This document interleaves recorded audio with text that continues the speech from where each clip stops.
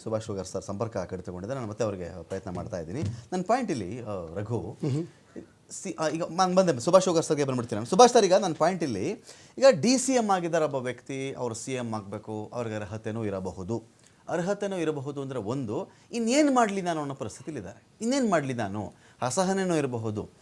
ಅನೇಕರ ವಾದ ಏನು ಅಂದರೆ, ಸಿದ್ದರಾಮಯ್ಯನವರು ಬೇರೆ ಪಕ್ಷದಿಂದ ಬಂದು CM ಆಗಿಬಿಟ್ರು ಅಂದಾಗ ನಿಮಗೆ ಆ ಮನುಷ್ಯನೊಂದಿಗೆ ಅಹಿಂದ ಮತಗಳು ಬಂದಿರಬಹುದು, ನಾವು ಅಲಗಳೆಯೋಕ್ಕಾಗಲ್ಲ ಅದನ್ನು. ಆ ಮನುಷ್ಯ ಒಂದು ಬಳ್ಳಾರಿ ಪಾದಯಾತ್ರೆ ಮಾಡಿರಬಹುದು, ಆಗ ಒಂದು ಹುರುಪು ಕ್ರಿಯೇಟ್ ಆಗಿರಬಹುದು. ಅದೇ ಸಂದರ್ಭದಲ್ಲಿ ರಾಜ್ಯ BJPಲಿದ್ದಂಥ ಸಮಸ್ಯೆಗಳು, ರೆಡ್ಡಿ ಅವರು ಜೈಲಿಗೆ ಹೋದಂಥ ವಿಚಾರಗಳಿಂದ ಹಿಡ್ಕೊಂಡು ಅನೇಕ ವಿಚಾರಗಳು ಸಡೆ ಸಿಕ್ತವ್ರಿಗೆ ಒಮ್ಮೆ ಅವರು CM ಆದರು. ಆನಂತರ ಇನ್ನೊಂದು ಟರ್ಮ್ ಇವ್ರಿಗೆ ಕೊಡಲಾಯಿತು. ಇಲ್ಲೂ ಕೂಡ ಇಬ್ಬರು ಮೂರು ಮುಖ್ಯಮಂತ್ರಿಗಳ ಚೇಂಜ್ ಅನ್ನೋ ಒಂದು ಮಾತು ಬಂತು. ಕುಮಾರಸ್ವಾಮಿ ಅವರಾಯಿತು, ಈ ಕಡೆ ಮೊದಲಿಗೆ ಯಡಿಯೂರಪ್ಪನವರಾಯಿತು, ಆನಂತರ ಬೊಮ್ಮಾಯಿ ಅವರಾದರು, ಮತ್ತೆ 3 ಮುಖ್ಯಮಂತ್ರಿಗಳು ನೋಡ್ಬಿಡ್ತು ಈ 5 ವರ್ಷಗಳಲ್ಲಿ. ಇನ್ನೊಂದು ಟರ್ಮ್ ಸಿಕ್ಕಿದಾಗ ಇನ್ನೊಬ್ರಿಗೆ ಅರ್ಹತೆ ಇರೋದು ಬೇರೆ, ಆದರೆ ನಾಯಕತ್ವ, ಲೀಡರ್ಶಿಪ್ ಜೊತೆಗೆ ಬಿಹಾರ ಚುನಾವಣೆ ಬರ್ತಾ ಇದೆ. ಹತ್ತಿರ ನಮಗೆ 64% ಹಿಂದುಳಿದ ವರ್ಗಗಳು ಅಥವಾ ಹಿಂದುಳಿದ ಜನಾಂಗ ಇರತಕ್ಕಂಥ ಒಂದು ರಾಜ್ಯ ಅದು. ಈ ಸಂದರ್ಭದಲ್ಲಿ ಕಾಂಗ್ರೆಸ್ ಹೈಕಮಾಂಡ್ ಸಿದ್ದರಾಮಯ್ಯವ್ರನ್ನ ಬದಲಾಯಿಸುವಂಥ ಹರಸಾಹಸಕ್ಕೆ ಕೈ ಹಾಕತ್ತಾ ಅಂತ? ರಮಾಕಾಂತ್, ಇದು ಎಂಡ್ ಆಫ್ ದಿ ಡೇ ಇದು ಕಾಂಗ್ರೆಸ್ ಪಾರ್ಟಿಯ ಇಂಟರ್ನಲ್ ಮ್ಯಾಟ್ರು. ಅವರು ಪಕ್ಷದೊಳಗಡೆ ಏನೋ ಒಂದು ಅರೇಂಜ್ಮೆಂಟು, ಏನೋ ಒಂದು ಅಡ್ಜಸ್ಟ್ಮೆಂಟು CM ಆಗುವ ವೇಳೆ 2023 ಚುನಾವಣೆ ಮುಗಿದ ತಕ್ಷಣ ಸಿದ್ದರಾಮಯ್ಯನವರು ಮುಖ್ಯಮಂತ್ರಿ ಆಗೋದಕ್ಕಿಂತ ಮುಂಚೆ ಡೆಲ್ಲಿ ಒಳಗಡೆ ಏನೇನು ಎಲ್ಲವೂ ಒಂದು ಮೇಲಾಟ ನಡೀತು, ಏನು ಸರ್ಕಸ್ ನಡೀತು ಅಂತ ನಮಗೆಲ್ಲ ಗೊತ್ತಿದೆ. ಅವರೇನು ಅಷ್ಟೊಂದು ಸ್ಟ್ರಾಂಗ್ ಬಲಿಷ್ಠವಾದಂಥ ಮೆಜಾರಿಟಿ ಇದ್ರೂ ಕೂಡ ತಕ್ಷಣಕ್ಕೆ ಬಂದು ಅವರೇನು ಓತು ತಗೊಳ್ಳಿಲ್ಲ. ಡೆಲ್ಲಿ ಒಳಗಡೆ ಒಂದು ವಾರ 10 ದಿನಗಳ ಕಾಲ ಬಹಳ ಎರಡೂ ಕಡೆಗಳಿಂದ ಬಹಳ ದೊಡ್ಡ ಹಗ್ಗ ಜಗ್ಗಾಟ ನಡೀತು. ಅದಾದ ನಂತರ ಒಂದು ಏನೋ ಫಾರ್ಮುಲಾ ಅಲ್ಲಿ ಆಗಿದೆ ಅಂತ ಹೇಳ್ತಾರೆ. ಇದು ಫಾರ್ಮುಲಾ ಆಗಿದೆಯೋ ಇಲ್ವೋ ಇದನ್ನ ಬಹುಶಃ ಅದು ಆ ಪಾರ್ಟಿ ಒಳಗಡೆ ಇರುವಂತ ಕೋರ್ ಕಮಿಟಿ ಅವ್ರಿಗೆ, ಹೈಕಮಾಂಡ್ ಅವ್ರಿಗೆ, ಸಿದ್ದರಾಮಯ್ಯನವ್ರಿಗೆ, DK ಶಿವಕುಮಾರ್ ಅವ್ರಿಗೆ ಗೊತ್ತಿರ್ಬೋದು. ಅವ್ರನ್ನ ಬಿಟ್ರೆ ಬೇರೆ ಯಾರಿಗೂ ಗೊತ್ತಿಲ್ಲ. ಆದ್ರೆ ಏನೋ ಒಂದು ಆಗಿದ್ದಂತೂ ಸತ್ಯ.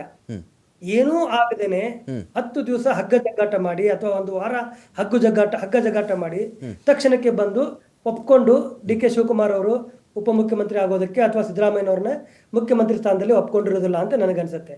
ಏನೋ ಒಂದು ಆಗಿದೆ. ಆ ಒಂದು ಅರೇಂಜ್ಮೆಂಟ್ ಏನಿದೆ ಅದರ ಒಂದು ಸಮಯ ಹತ್ತಿರ ಬರ್ತಿರ್ಬೋದು. ಅದಕ್ಕೋಸ್ಕರ ಪಾರ್ಟಿ ಒಳಗಡೆ ಎಲ್ಲರೂ ಕೂಡ ಒಂದು ರೀತಿ ಒತ್ತಡ ಹೇರುವಂತ ಪ್ರಯತ್ನವನ್ನ ಮಾಡ್ತಾ ಇದ್ದಾರೆ. ಆಮೇಲೆ ಬೇರೆ ಪಾರ್ಟಿಯಿಂದ ಬಂದ್ರು CM ಆದ್ರು ಅಂತ ನೀವು ಹೇಳಿದ್ರಿ. ಅದು ನೋಡಿ, ಬೇರೆ ಪಾರ್ಟಿಯಿಂದ ಬಂದ್ರು, ಅವರು ಅದೇ ಪಾರ್ಟಿ ಒಳಗಡೆ ಇದ್ರು, ಅವ್ರಿಗೆ ವಯಸ್ಸಾಗಿತ್ತೋ ಇಲ್ವೋ, ಅನುಭವ ಇತ್ತೋ ಇಲ್ವೋ ಗೊತ್ತಿಲ್ಲ. ರಾಜಕಾರಣದೊಳಗಡೆ ಯಾರು ಹೆಚ್ಚಿನ ಮತಗಳನ್ನ ತಂದು ಕೊಡ್ತಾರೆ, ಯಾರು ಹೆಚ್ಚು ಸೀಟ್ಗಳನ್ನ ಗೆಲ್ಲಿಸ್ತಾರೆ, ಯಾರಿಗೆ ಜನಪ್ರಿಯತೆ ಇರುತ್ತೆ, ಅವರು ಮುಖ್ಯಮಂತ್ರಿ ಆಗ್ತಾರೆ. ಒಬ್ಬನೇ ಒಬ್ಬ ಬೇರೆ ಪಾರ್ಟಿಯ MLA ಕರ್ಕೊಂಡು ಬಂದು ಎಲ್ಲರೂ ಕೂಡ ಅವನಿಗೆ ಬೆಂಬಲ ಕೊಟ್ಟು ಅವನನ್ನೇ ಮುಖ್ಯಮಂತ್ರಿ ಮಾಡಿದಂತ ಉದಾಹರಣೆಗಳು ಕೂಡ ನಮ್ಮ ದೇಶದೊಳಗಡೆ ಇದಾವೆ.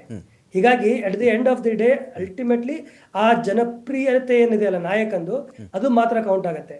ಈಗ 100% ಸಿದ್ದರಾಮಯ್ಯನವ್ರನ್ನ ಬಿಟ್ರೆ DK ಶಿವಕುಮಾರ್ ನಂಬರ್ 2 ಕರ್ನಾಟಕದ ಕಾಂಗ್ರೆಸ್ ಪಾರ್ಟಿಯ ಸರ್ಕಾರದೊಳಗಡೆ ಇವತ್ತಿನ ದಿವಸ.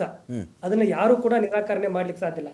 ಅದಕ್ಕೆ ಒಳಗಡೆ ಅವ್ರಿಗೆ ಒಂದು ಆ ರೀತಿಯಾದಂತ ಒಂದು ಕಳವಳ, ಒಂದೇನೋ ಒಂದು ಟೆನ್ಷನ್, ಎಂಗ್ಸೈಟಿ ಆಗ್ತಾ ಇರ್ಬೋದು. ಯಾಕಂದ್ರೆ ನನಗೆ ಬರುವಂತ ಒಂದು ಅವಕಾಶ ಏನು ಅದು ಸಿಗತ್ತೋ ಇಲ್ವೋ, ಅಕಸ್ಮಾತ್ ಅದು ಈಗ ಸಿಗದೆ ಇದ್ರೆ ಮುಂದಿನ ಚುನಾವಣೆ ಒಳಗಡೆ ಪಕ್ಷ ಅಧಿಕಾರಕ್ಕೆ ಬರ್ತದೋ ಇಲ್ಲೋ ಗೊತ್ತಿಲ್ಲ.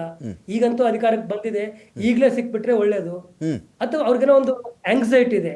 ಅದಕ್ಕೋಸ್ಕರ ಈ ಎಲ್ಲ ಒತ್ತಡವನ್ನು ಸೃಷ್ಟಿ ಮಾಡುವಂತ ಕೆಲಸವನ್ನ ಅವರ ಕಡೆ ಸುಭಾಷ್ ಸರ್, ಈಗ ಒಬ್ಬ ನಾಯಕನ ವಿಚಾರದಲ್ಲಿ ಬ್ಲ್ಯಾಕ್ ಮೇಲ್ ಮಾಡೋದಾಗ್ಲಿ, ಅಥವಾ ಒಬ್ಬ ನಾಯಕನ ವಿಚಾರದಲ್ಲಿ ಒಂಥರ ಹೀಗಳಿಯೋದಾಗಲಿ, ಅಥವಾ ಇಂಥವ್ರು CM ಆಗಲೇಬೇಕು ಅಥವಾ ಇವ್ರು ಆಗಬಾರ್ದು, ಇಂಥ ಹೇಳಿಕೆಗಳಿದೆಯಲ್ಲ ಸರ್, ಎಷ್ಟು ಮಟ್ಟಿಗೆ ಎಫೆಕ್ಟಿವ್ ಇದು? ಅಥವಾ ಜಸ್ಟ್ ನಾನೊಂದು ಸೆಂಟರ್ ಆಫ್ ಅಟ್ರಾಕ್ಷನ್ ಆಗಿರಬೇಕು, ನಂದು ಒಂದು ಸ್ಟೇಟ್ಮೆಂಟ್ ಇರಲಿ, ಈ ಕಾರಣಕ್ಕಿಂತ ಹೇಳಿಕೆಗಳು ಬರ್ಲಿಕ್ಕೆ ಸಾಧ್ಯನಾ ಅಂತ?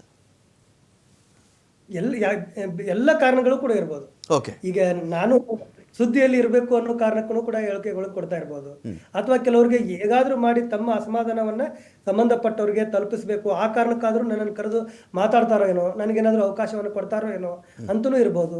ಅಥವಾ ತನ್ನ ವೈಯಕ್ತಿಕ ಹಿತಾಸಕ್ತಿ ಏನೂ ಇಲ್ಲದೆ ತಮ್ಮ ನಾಯಕನಿಗೋಸ್ಕರ ಮಾತಾಡುವಂಥವ್ರು ಇರ್ಬೋದು, ಜಾತಿಗೋಸ್ಕರ ಮಾತಾಡುವಂಥವ್ರು ಇರ್ಬೋದು. ಇದಕ್ಕೆ ಒಂದೇ ಒಂದು ಕಾರಣ ಅಥವಾ ಹಲವು ಕಾರಣಗಳು ಇರ್ತವೆ. ಇದು ಇಂಥ ಒಂದು ನಿರ್ದಿಷ್ಟ ಕಾರಣಕ್ಕೆ ಈ ರೀತಿ ಆಗುತ್ತೆ ಅಂತ ಹೇಳಿಕ್ ಬರಲ್ಲ. ಬಟ್ ಕಾಂಗ್ರೆಸ್ ಪಾರ್ಟಿ ಒಳಗಡೆ ಇವತ್ತು ಆಗ್ತಾ ಇರೋದೇನು ಅಂತಂದ್ರೆ, ಎಲ್ಲವೂ ಕೂಡ ಅಲ್ಲಿ ಸರಿ ಇಲ್ಲ. ಬಹಳಷ್ಟು ಶಾಸಕರು ಅಸಮಾಧಾನಗೊಂಡಿದ್ದಾರೆ. ಸಿದ್ದರಾಮಯ್ಯನವರು ಅವ್ರ ಬದಲಿಗೆ ಡಿ ಕೆ ಶಿವಕುಮಾರ್ ಮುಖ್ಯಮಂತ್ರಿ ಆಗ್ಲಿ ಅಂತ ಬಯಸೋರು ಮಾತ್ರ ಅಲ್ಲ, ನಿಜವಾಗ್ಲೂ ಸಿದ್ದರಾಮಯ್ಯನವರ ಬೆಂಬಲಿಗರು ಸಿದ್ದರಾಮಯ್ಯನವರೇ ಮುಖ್ಯಮಂತ್ರಿ ಆಗ್ಲಿ ಅಂತ ಕಂಟಿನ್ಯೂ ಆಗ್ಲಿ ಅಂತ ಬಯಸೋರು ಕೂಡ ಅಸಮಾಧಾನಗೊಂಡಿದ್ದಾರೆ.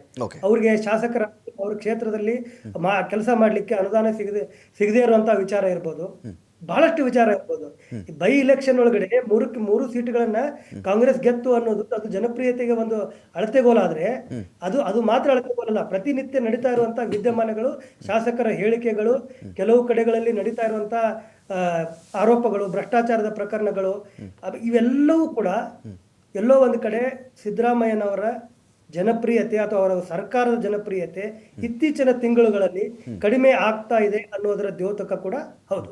Okay, fine. ಈಗ ರಘು, ಏನಿವ ಇದಕ್ಕೆಲ್ಲ ಈ ಥರದೊಂದು ಜನಪ್ರಿಯತೆ ಕಡಿಮೆ ಆಗಿದೆ, ಜನಪ್ರಿಯತೆ ಜಾಸ್ತಿ ಆಗಿದೆ, ಸಿದ್ದರಾಮಯ್ಯನವರೇ ಮುಂದುವರಿಯಲಿ, ನಿಮಗಿರೋ ಸೂಚನೆಗಳೇನು ವಿಚಾರಕ್ಕೆ? ಇಲ್ಲ ನನ್ನ ನಿರ್ಧಾರ ಆಗಿದೆ, ನಮ್ಗೆ 5 ವರ್ಷ ಕೋಟ್ ಹಾಕ್ಬಿಟ್ಟಿದ್ದಾರೆ ಜನ, ನಾವೇನು ಬೇಕಾದ್ರೂ ಸೇವ್ ಮಾಡ್ತೀವಿ, ಇದಾ?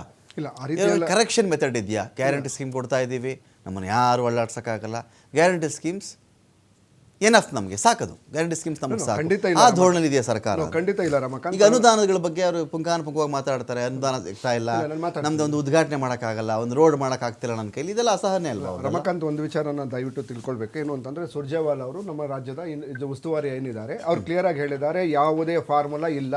ಸುರ್ಜೇವಾಲಾ ಅವರು ಹಲವಾರು ಬಾರಿ ಹೇಳಿದ್ದಾರೆ, ಮಾಧ್ಯಮಕ್ಕೆ ಬಂದು ಹೇಳಿದ್ದಾರೆ, ಮಾಧ್ಯಮದಲ್ಲೇ ಹೇಳಿದ್ದಾರೆ, ಕರ್ನಾಟಕ ಸರ್ಕಾರದಲ್ಲಿ ಯಾವುದೇ ಪವರ್ ಶೇರಿಂಗ್ ಫಾರ್ಮುಲಾ ಆಗಿಲ್ಲ. ಸೊ ಸಿದ್ದರಾಮಯ್ಯನವರು 5 ವರ್ಷ ಇರ್ತಾರೆ. ಸೊ ಮುಂದಿನ ನಾನು ಈಗಲೂ ಯಾಸಾಫ್ನ ಮೊದಲು ಹೇಳಿದೆ, ನಾನು ಈ ಸಂದರ್ಭದಲ್ಲೂ ಕೂಡ ಸಿದ್ದರಾಮಯ್ಯನು ನಾನು 5 ವರ್ಷ ಇದ್ದೇ ಇರ್ತೀನಿ ಅಂತ ಹೇಳಿದ್ರೆ ಅದು ಕನ್ಫರ್ಮ್, 100% ಸತ್ಯ. ಆದ್ರೆ ನಿಜವಾಗ್ಲೂ ಯಾಕೆ ಕಾಂಗ್ರೆಸ್ ಅಲ್ಲಿ ಈ ವಿಚಾರ ಚರ್ಚೆ ಆಗ್ತದೆ ಅಂತಂದ್ರೆ, ಇಡೀ ದಕ್ಷಿಣ ಭಾರತದಲ್ಲಿ ಏನು ಬಿಜೆಪಿ ತನ್ನ ಅಧಿಕಾರವನ್ನು ಕಳ್ಕೊಳ್ತು, ಏನು ದಕ್ಷಿಣ ಭಾರತ ಮುಕ್ತ ಬಿಜೆಪಿ ಆಯ್ತು, ಹೇಗಾದ್ರೂ ಮಾಡಿ ನಾವು ಮತ್ತೆ ಬರಬೇಕು ಅಂತ ಹೇಳಿ ಒಂದು ಪ್ರಯತ್ನವನ್ನು ಏನ್ ಮಾಡ್ತಾ ಇದ್ದಾರೆ. ಅವ್ರು 100% ಬಿಜೆಪಿ ಅವರ ವಾಟ್ಸ್ಆಪ್ ಯೂನಿವರ್ಸಿಟಿಯಿಂದ ಬರ್ತಕ್ಕಂಥ ಕೆಲವು ಗಾಸಿಪ್ಸ್ ಗಳನ್ನ ಮತ್ತೆ ಫೇಕ್ ಯೂನಿವರ್ಸಿಟಿಯಿಂದ ಬರ್ತಕ್ಕಂಥ ಕೆಲವು ಮಾಹಿತಿಯನ್ನ ಅವರು ಸದಾ ಬಿಡ್ತಾ ಇರ್ತಾರೆ ಈ ರೀತಿ. ಓಕೆ, ಸೊ ನಾನು ನಿಮ್ಗೆ ಹೇಳ್ತೇನೆ, ಮೊನ್ನೆ ತಾನೇ ಏನು ಇದಕ್ಕೆ KR ನಗರಕ್ಕೆ 450 ಕೋಟಿ, 700 ಕೋಟಿ, ರಾಯಚೂರಿಗೆ ಏನು ನಮ್ಮ ಬಿಜೆಪಿಯಿಂದ ಬಂದಂತ ಲಕ್ಷ್ಮಣ್ ಸವದಿಗೆ 720 ಕೋಟಿ, ಅಂದ್ರೆ ನಾವು ಡೆವಲಪ್ಮೆಂಟ್ ಆಕ್ಟಿವಿಟಿ ತೆಗೆದುಕೊಂಡಿಲ್ಲ ಆಗಿಲ್ಲ ಅಂತಂದ್ರೆ 450 ಕೋಟಿ ಒಂದು KR ನಗರಕ್ಕೆ ಹೆಂಗ್ ಕೊಡಕ್ ಸಾಧ್ಯ? ಅದೇ ರೀತಿ ಬೆಂಗಳೂರಿಗೆ ಇಡೀ ದೇಶದಲ್ಲಿ ಯಾವ್ದಾದ್ರು ಒಂದು ನಗರ 1.5 ಲಕ್ಷ ಕೋಟಿ ಡೆವಲಪ್ಮೆಂಟ್ ನಡೀತಿದೆ ಅಂದ್ರೆ ಅದು ಕೇವಲ ಕಾಂಗ್ರೆಸ್ ಸರ್ಕಾರ ಮಾತ್ರ, ಅದು ನಮ್ಮ ಸರ್ಕಾರದಲ್ಲಿ ಮಾತ್ರ ನಡೀತಿರ್ತಕ್ಕಂಥದ್ದು. ಬಿಜೆಪಿ ಸರ್ಕಾರದಲ್ಲಿ ಗುಂಡಿ ಮುಚ್ಚದೇ 37 ಜನ ಅಮಾಯಕರನ್ನ ಕೊಲೆ ಮಾಡಿದವರು ಇವರು, ನೀವೇ ನೋಡಿದಿರಿ. ಇವತ್ತು ಕರ್ನಾಟಕ ಸರ್ಕಾರ 2 ವರ್ಷದ ಬಂದ ನಂತರ ಯಾವ್ದಾದ್ರು ಒಂದು ಗುಂಡಿಗೆ ಬಿದ್ದು ಸತ್ರು ಅಂತ ಯಾರನ್ನ ಕಂಪ್ಲೇಂಟ್ ನೋಡಿದೀರಾ ನೀವು? ಅಂದ್ರೆ ಇಂದಿನ ಸರ್ಕಾರದಲ್ಲಿ ಡೆವಲಪ್ಮೆಂಟ್ ಅಲ್ಲ, 40% ಕಮಿಷನ್ ಇಂದ ಆ ಸರ್ಕಾರ, ಹಾಗಾದ್ರೆ 2023 ಸರ್ಕಾರ ಕಳ್ಕೊಂಡ್ರು ಬಿಜೆಪಿ ಅವರು. ಇಡೀ ರಾಜ್ಯದ ಜನತೆ 7 ಕೋಟಿ ಕನ್ನಡಿಗರು ಇವರು ಭ್ರಷ್ಟರು, ಏನು ಮಕ್ಕಳ ಜೀವನದ ಜೊತೆ ಆಟ ಆಡಿದವರು, 40% ಕಮಿಷನ್ ತಿಂದವರು ಅಂತ ಹೇಳಿ ಬಿಜೆಪಿಯ ಕಾರ್ಯಕರ್ತರು ಒಳಗೊಂಡಂತೆ ರಿಜೆಕ್ಟ್ ಮಾಡಿ ಅದನ್ನ ಎಲೆಕ್ಷನ್ ಮೊದಲು ಒಂದು ಜನೋತ್ಸವ ಅಂತ ಕಾರ್ಯಕ್ರಮ ಮಾಡಿದ್ರು. ಜನೋತ್ಸವ ಕಾರ್ಯಕ್ರಮ ದೊಡ್ಡಬಳ್ಳಾಪುರದಿಂದ ಶುರುವಾಗಿದ್ದ ಕಾರ್ಯಕ್ರಮದಲ್ಲಿ ರಾಜ್ಯಾದ್ಯಂತ ನಡೆದ ಎಲ್ಲಾ ಕಾರ್ಯಕ್ರಮದಲ್ಲೂ ಖಾಲಿ ಕುರ್ಚಿಗೆ ಭಾಷಣ ಮಾಡಿದ್ದನ್ನ ನೀವು ನೋಡಿದಿರಿ. ಹಾಗಾದ್ರೆ ಬಿಜೆಪಿ ಸೋತಿದ್ದಕ್ಕೆ? ಬಿಜೆಪಿ ಸೋತಿದ್ದು ಇದೇ ಭ್ರಷ್ಟಾಚಾರ, ಇದೇ ಒಳ ಜಗಳ. ಈಗ ಒಂದು ಸಹಜ, ಯಾವಾಗ್ಲೂ ಒಂದು ನಾಯಕರು ಅಂತ ಅಂದ್ರೆ ನಾಯಕರ ಹಿಂಬಾಲಕರು ಹೇಳೇ ಹೇಳ್ತಾರೆ ಸ್ಟೇಟ್ಮೆಂಟ್ ಅನ್ನ, ನಮ್ಮವರು ಒಂದು ಆಗ್ಲಿ ಅಂತ ಹೇಳಿ. ಈಗ ಒಂದು ಪಕ್ಷದಲ್ಲಿ ಇದ್ರೂ ಕೂಡ ಹೇಳಿದ್ದಾರೆ, ಅದಕ್ಕೋಸ್ಕರ ಶಿಸ್ತು ಸಮಿತಿನ ನೋಟಿಸ್ ಅನ್ನು ಕೊಟ್ಟಿದ್ದೇವೆ. ಆದ್ರೆ ಯಾವುದೇ ಪಕ್ಷದಲ್ಲಿ ಆದ್ರೂ ಕೂಡ ಒಂದು ನಾಯಕ ಇದ್ದಾನೆ ಅಂತಂದ್ರೆ ನಾಯಕನ ಪರವಾಗಿ ಓಲೈಕೆ ಮಾಡೋದು ಸಹಜ. ಆದ್ರೆ ಪಕ್ಷ ಹೈಕಮಾಂಡ್ ಅಲ್ಲಿ ಅವರೇನು ಇದಾಗ ಬಂದು ಯಡಿಯೂರಪ್ಪನ ವಿಜಯನ್ ತೆಗಿರಿ, ಆರೋಶಕನ್ ತೆಗಿರಿ ಅಂತ ಗುದ್ದಾಟ ಇಲ್ಲ ನಮ್ಮಲ್ಲಿ. ಆ ಗುದ್ದಾಟ ಎಂದ್ರು ಕೇವಲ ಬಿಜೆಪಿನಲ್ಲಿ ಒಳಜಗಳನ್ನ ನಾವು ಅಫ್ಕೋರ್ಸ್ ಅಸಮಾಧಾನ. ಒಂದು ಸರ್ಕಾರ ಅಂತ ಅಂದ್ಮೇಲೆ 141 ಶಾಸಕರಿದ್ದಾರೆ ಅಂತಂದ್ರೆ ಎಲ್ಲರಿಗೂ ಎಲ್ಲಾ ರೀತಿಯ ಇದನ್ನು ಆಗಿರೋದಿಲ್ಲ, ಸಣ್ಣ ಪುಟ್ಟ ವ್ಯತ್ಯಾಸಗಳು ಇದ್ದೇ ಇರುತ್ತೆ, ಅದನ್ನ ಅಕ್ಸೆಪ್ಟ್ ಮಾಡ್ಕೊಳ್ಬೇಕು. ಹಾಗಂತ ಸರಿಪಡಿಸಲ್ವಾ? 100% ಸರಿಪಡಿಸ್ತೀವಿ. ಓಕೆ, ಯಾಕೆ ಅಂತಂದ್ರೆ ಕೆಲವ್ರಿಗೆ ಯಾರು ಈಗ ಬಡವರಿಗೆ ಸ್ವಲ್ಪ ಊಟ ಜಾಸ್ತಿ ಕೊಡ್ತೀವಿ, ಸೊ ಹಾಗಂತ ಅವ್ರಿಗೆ ಕೊಟ್ಟಿದ್ದೀರ ಅಂತ ಅಫ್ಕೋರ್ಸ್ ಇಟ್ಸ್ ಎ ಸರ್ವೇ ಸಾಮಾನ್ಯ. ಪ್ರಜಾಪ್ರಭುತ್ವ ವ್ಯವಸ್ಥೆನಲ್ಲಿ ಕೆಲವರು ಕೊಟ್ಟಾಗ ಆಗ್ತದೆ, ನನಗೂ ಕೊಡಿ ಅಂತ ಕೇಳೋ ಸರ್ವೇ ಸಾಮಾನ್ಯ. ಆದ್ರೆ ನನಗೆ ಒಂದು ಡೌಟ್ ಇರೋದೇನು ಅಂತಂದ್ರೆ, ಏನು ಈ 3 ಜನ ಇವರು 3 ಜನ ಪಕ್ಷದ ಹಿರಿಯ ನಾಯಕರು, ಪಕ್ಷದ ಶಿಸ್ತಿನ ಸಿಪಾಯಿಗಳ ಕೆಲಸ ಮಾಡ್ತಾ ಇದ್ದಾರೆ. ಯಾರು? BR ಪಾಟೀಲ್ ಅವರು ಮತ್ತೆ ನಮ್ಮ ಇವರು ರಾಜು ಕಾಗೆ ಅವರು. ಬಟ್ ನನಗೆ ಒಂದು ಡೌಟ್ ಏನು ಅಂತಂದ್ರೆ, ಈ ಬಿಜೆಪಿಯ ಮುಂಚೂಣಿ ಘಟಕಗಳಾದಂಥ ED IT ಇವರನ್ನ ಇಕ್ಲದಲ್ಲಿ ಸಿಗಿಸ್ಬಿಟ್ಟು ಒಂದು ಕಾಂಗ್ರೆಸ್ ಸರ್ಕಾರಕ್ಕೆ ಹೇಗಾದ್ರೂ ಮಾಡಿ ಒಂದು ಕೆಟ್ಟ ಹೆಸರು ತರಬೇಕು ಅನ್ನೋ ಒಂದು ಪ್ರಯತ್ನ ಮಾಡ್ತಾ ಇದೆ ಅಂತ. ಯಾಕೆ ಅಂತ ಹೇಳಿದ್ರೆ, ಪ್ರತಿದಿನ ಮನೆ ಸಿದ್ದರಾಮಯ್ಯನವರ ಜೊತೆನೇ ಇರ್ತಾರೆ BR ಪಾಟೀಲ್ ಅವರು. ಪ್ರತಿದಿನ is an advisor to CM. ಪ್ರತಿದಿನ ಇದ್ದಾಗ ಅವ್ರ ಸಮಸ್ಯೆ ಹೇಳಿರಲ್ವಾ, ಅವ್ರ ಜೊತೆಲಿ ಇದ್ರು ಹೇಳಿಲ್ಲ, ಒಂದು ರೆಕಾರ್ಡ್ ಮಾಡ್ಕೊಂಡು ಬಿಡ್ತಾರೆ ಅಂತಂದ್ರೆ 100% ಇದು ಬಿಜೆಪಿಯ ಮುಂಚೂಣಿ ಘಟಕದ ED IT ಗಳ ಇಕ್ಕಳದಲ್ಲಿ ಸಿಕ್ಕಾಕೊಂಡಿರ್ಬೋದು ಅಂತ ನನ್ಗೆ ಅನುಮಾನ ಕಾಡ್ತಾ ಇದೆ. ಮೋಹನ್ ಅವರಿಂದ ಕೇಳ್ತೀನಿ ಅದನ್ನ.